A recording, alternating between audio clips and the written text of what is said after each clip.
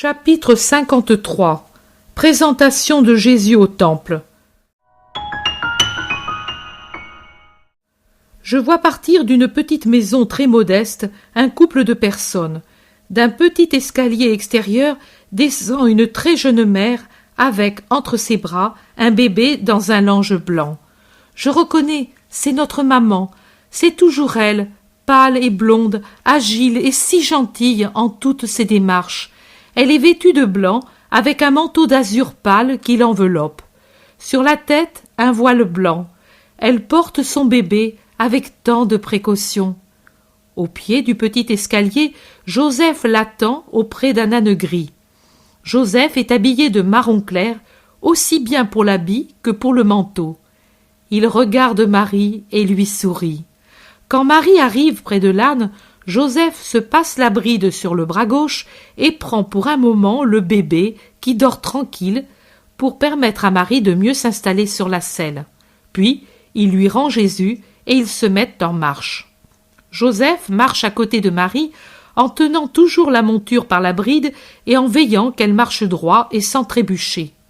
Marie tient Jésus sur son sein et, par crainte que le froid ne puisse lui nuire, elle étend sur lui un pli de son manteau. Ils parlent très peu, les deux époux, mais ils se sourient souvent. La route, qui n'est pas un modèle du genre, se déroule à travers une campagne que la saison a dépouillée. Quelque autre voyageur se rencontre avec les deux ou les croise, mais c'est rare. Puis, voici des maisons qui se découvrent et des murs qui enserrent une ville. Les deux époux entrent par une porte, puis commencent le parcours sur le pavé très disjoint de la ville.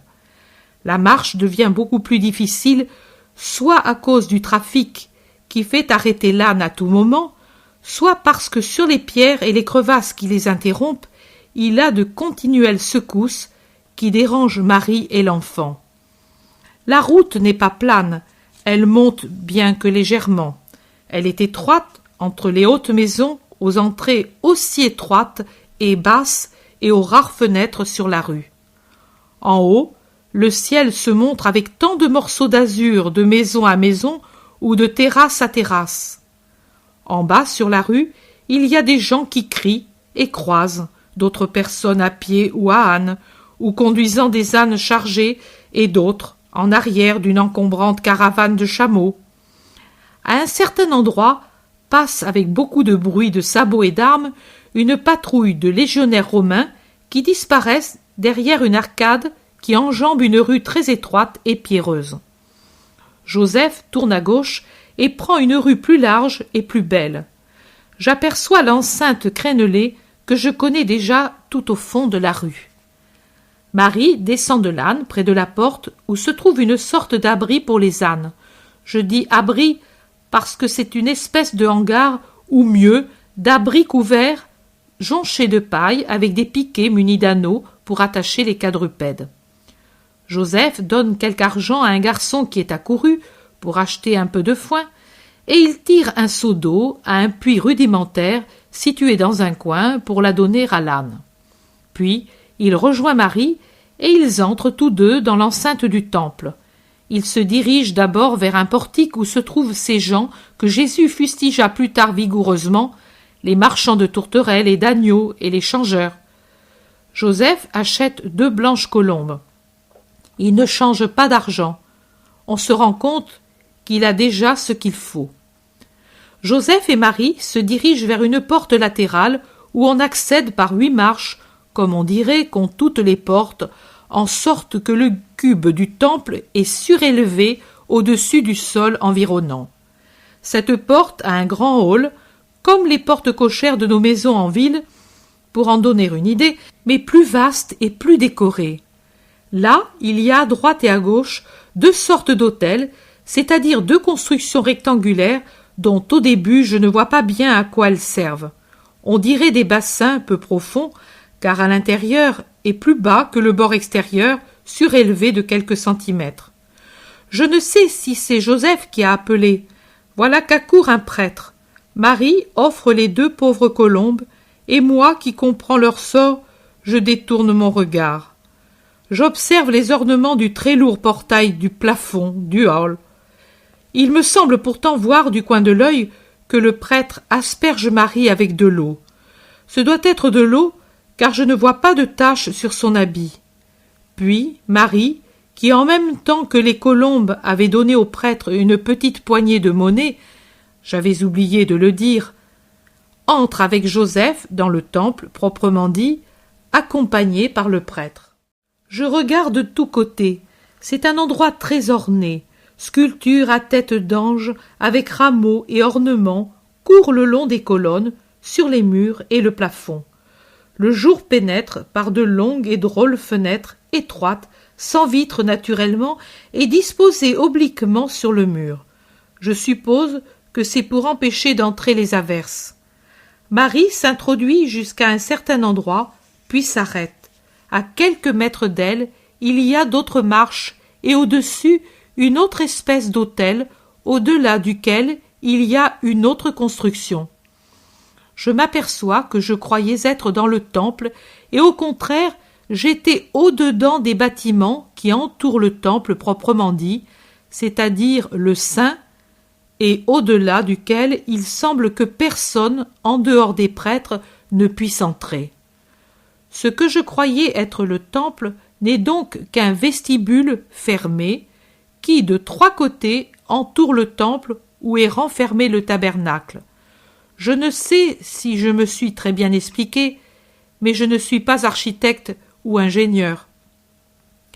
Marie offre le bébé, qui s'est éveillé et tourne ses petits yeux innocents tout autour, vers le prêtre, avec le regard étonné des enfants de quelques jours. Ce dernier le prend sur ses bras et le soulève à bras tendus, le visage vers le temple, en se tenant contre une sorte d'autel qui est au-dessus des marches. La cérémonie est achevée, le bébé est rendu à sa mère, et le prêtre s'en va. Il y a des gens, des curieux qui regardent. Parmi eux se dégage un petit vieux courbé qui marche péniblement en s'appuyant sur une canne. Il doit être très vieux, je dirais plus qu'octogénaire. Il s'approche de Marie et lui demande de lui donner pour un instant le bébé. Marie le satisfait en souriant. C'est Siméon. J'avais toujours cru qu'il appartenait à la caste sacerdotale, et au contraire, c'est un simple fidèle, à en juger du moins par son vêtement. Il prend l'enfant, le baise. Jésus lui sourit avec la physionomie incertaine des nourrissons. Il semble qu'il l'observe curieusement parce que le petit vieux pleure et rit à la fois, et les larmes font sur sa figure des dessins emperlés en s'insinuant entre les rides et retombant sur la barbe longue et blanche vers laquelle Jésus tend les mains. C'est Jésus, mais c'est toujours un petit bébé, et ce qui remue devant lui attire son attention et lui donne des velléités de se saisir de la chose pour mieux voir ce que c'est. Marie et Joseph sourient, et aussi les personnes présentes qui louent la beauté du bébé. J'entends les paroles du saint vieillard, et je vois le regard étonné de Joseph, l'émotion de Marie, les réactions du petit groupe des personnes présentes, les unes étonnées et émues aux paroles du vieillard, les autres prises d'un fou rire. Parmi ces derniers se trouvent des hommes barbus et de hautains membres du Sanhédrin qui hochent la tête. Ils regardent Siméon avec une ironique pitié. Ils doivent penser que son grand âge lui a fait perdre la tête. Le sourire de Marie s'éteint en une plus vive pâleur lorsque Siméon lui annonce la douleur. Bien qu'elle sache, cette parole lui transperce l'âme. Marie s'approche davantage de Joseph pour trouver du réconfort.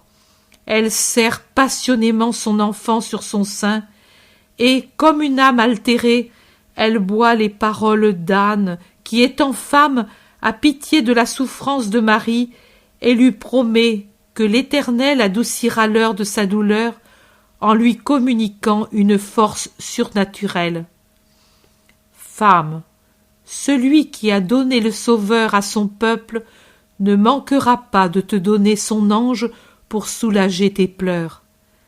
L'aide du Seigneur n'a pas manqué aux grandes femmes d'Israël, et tu es bien plus que Judith et que Yaël. Notre Dieu te donnera un cœur d'or très pur pour résister à la mer de douleur, par quoi tu seras la plus grande femme de la création, la mère. Et toi, petit, souviens-toi de moi à l'heure de ta mission. Ici s'arrête pour moi la vision.